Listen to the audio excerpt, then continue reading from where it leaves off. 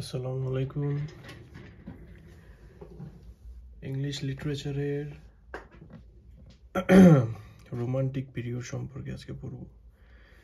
So romantic পিরিয়ডটা situated ছিল 1798 থেকে 1832 সাল পর্যন্ত। এই এজের অপর নাম হচ্ছে the age of revolution. The age of revolution বলা হয় এই এজকে। এবং এই এজে আমরা দেখছি যে গোল্ডেন এজ অফ লিরিক্স, গীতি কবিতার গোল্ডেন এজ বলা হয় রোমান্টিক পিরিয়ডকে। উইলিয়াম ওয়ার্ডসওয়ার্থ এবং এস.টি. কলেরিজ পায়োনিয়ার অফ রোমান্টিসিজম, এরা হচ্ছে এই রোমান্টিসিজমের পায়োনিয়ার। অর্থাৎ এদের দ্বারাই রোমান্টিসিজমটা শুরু হয়েছে বা রোমান্টিক পিরিয়ড শুরু হয়েছে। তার রোমান্টিক পিরিয়ড শুরু করে উইলিয়াম ওয়ার্ডসওয়ার্থ এবং এস.টি. কলেরিজ। সো 1798 সালে তাদের রচিত লিরিক্যাল ব্যালাডস নামক কাব্যগ্রন্থ প্রকাশের মধ্য দিয়ে এই রোমান্টিক পিরিয়ডের সূচনা হয়। এরপরে হচ্ছে রোমান্টিক যুগের স্লোগান কি? আর্ট ফর আর্টস সেক, শিল্পের জন্য শিল্প। এই রোমান্টিক পিরিয়ডের লেক পয়েট, যারা লেক পয়েট বলতে বোঝায় যারা লেকের পাশে, লেক নামক এলাকার পয়েট। এখানে লেক পয়েট আছে তিনজন: উইলিয়াম ওয়ার্ডসওয়ার্থ, এস.টি. কলেরিজ এবং রবার্ট সাউথি। এই তিনজনকে লেক পয়েটস বলে, এটা গুরুত্বপূর্ণ। সো উইলিয়াম ওয়ার্ডসওয়ার্থ সম্পর্কে আমরা পড়ি। উইলিয়াম ওয়ার্ডসওয়ার্থকে বলা হয় poet of critic, poet of nature, poet of childhood, believer in pantheism. Pantheism মানে হচ্ছে প্রকৃতিকে ঈশ্বর মনে করে যারা, তাদেরকে প্যান্থিস্ট বলে। তো উইলিয়াম ওয়ার্ডসওয়ার্থ একজন প্যান্থিস্ট ছিলেন। এনাকে পয়েট অফ নেচার বলা হয় কারণ তার কবিতাগুলোতে বেশিরভাগ ক্ষেত্রেই প্রকৃতি নির্ভর ছিল, প্রকৃতি সম্পর্কে বর্ণনা ছিল। পয়েট লরেট হিসেবে নিযুক্ত হন 1843 সালে।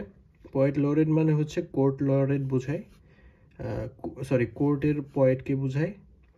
তার একমাত্রই ড্রামা সেটা হচ্ছে দ্য বর্ডারার্স। বাকিগুলা বেশিরভাগই হচ্ছে পোয়েম লিখেছেন তিনি।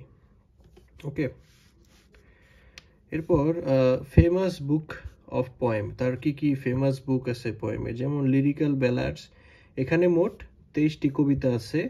এখানে ওয়ার্ডসওয়ার্থের কবিতা আছে 19টি এবং কলেরিজের আছে 4টি কবিতা। তার কি ফেমাস পোয়েম আছে সেগুলো মনে রাখার উপায়: মাইকেল বিপ্লব ও স্বাধীনতার পরে তার প্রিয়তমা লুসিয়ের সাথে দেখা করার জন্য সংক্ষিপ্ত ভ্রমণ করে মার্চ মাসে কুকু এবং ড্যাফোডিল ফুল নিয়ে টিনটার্নে গেল। সেখানে লুসি একাকী রংধনুর নিচে দাঁড়িয়ে অমরত্বের গান গেয়ে গেয়ে শস্য কাটার ডিউটি করে। এখানে প্রথমটা হচ্ছে মাইকেল, তারপর হচ্ছে revolution and independence, the prelude, Lucy poem. Lucy poem লেখা হয়েছিল একটা লুসি নামক মেয়ে দ্বারা। এখানে এই অ্যালবামে রয়েছে 5টি কবিতা। তারপরে হচ্ছে excursion, written in March, to the cuckoo, the daffodils, lines written a few miles above Tintern Abbey, the recluse, the rainbow. কবিতাটির প্রথম নাম my heart leaps up. The rainbow লিখেছে ডি.এইচ. লরেন্স, যেটা একটা নোবেল। তো রেইনবো নোবেল লিখেছে D H. Lawrence এবং rainbow কবিতা লিখেছে William Wordsworth. Ode on immortality, the solitary reaper, ode to duty. এখানে ড্যাফোডিল সবচেয়ে গুরুত্বপূর্ণ, তার একটা কবিতা যেখানে তিনি ড্যাফোডিল ফুল সম্পর্কে বর্ণনা করেছেন। So I wandered lonely as a cloud নামে পরিচিত। ড্যাফোডিলকে এই নামেও পরিচিত করা হয়। এটি সিমাইল এর উদাহরণ। কবিতার থিম, এই কবিতার থিম হচ্ছে a thing of beauty gives us double pleasure. A thing of beauty gives us double pleasure.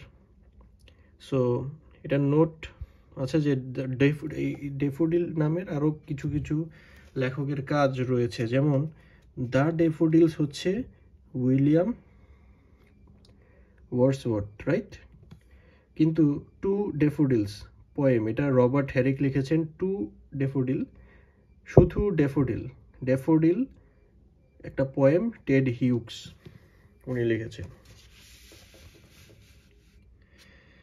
এরপর এই কি ফেমাস কোট আছে, কোটেশনের মধ্যে রয়েছে যে let nature be our teacher. এরপরে nature never did betray the heart of lovers that loves her. প্রকৃতিকে ভালোবাসলে প্রকৃতি কখনোই বিশ্বাসঘাতকতা করে না।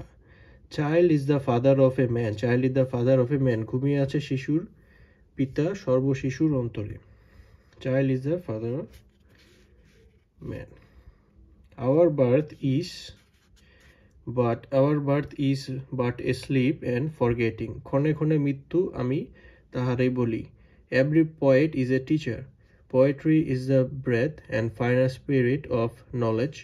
All at once I saw a crowd, a host of golden daffodils.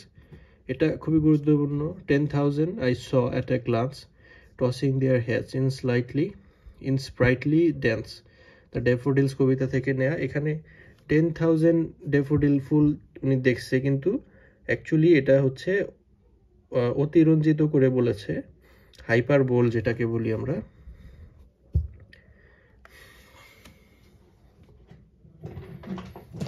Okay.